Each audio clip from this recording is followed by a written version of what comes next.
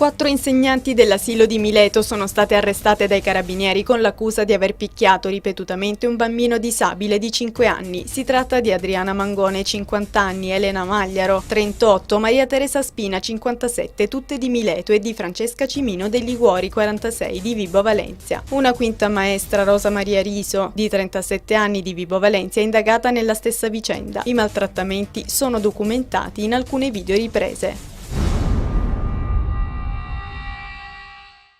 Antonio Manzi, 50 anni, indicato dagli investigatori come un boss dell''ndrangheta, ed il figlio Francesco, di 21, incensurato, sono stati feriti in un agguato la scorsa notte a Rossano. I due, nel momento dell'agguato, si trovavano nei pressi della loro abitazione in contrada Momema di Rossano. I due feriti sono stati ricoverati nell'ospedale di Rossano con prognosi riservata.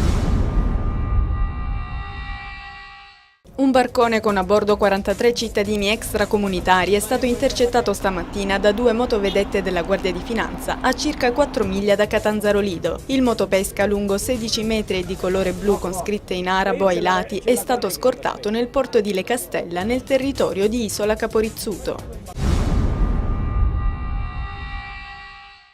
È tornato a riunirsi oggi a Palazzo Campanella a Reggio Calabria il Consiglio regionale. Il presidente dell'Assemblea, Francesco Tallarico, ha convocato i lavori per le 11. In concomitanza con l'incontro, fuori si è verificata una protesta dei lavoratori socialmente utili e di pubblica utilità, organizzata dall'Unione Sindacale di Base della Calabria,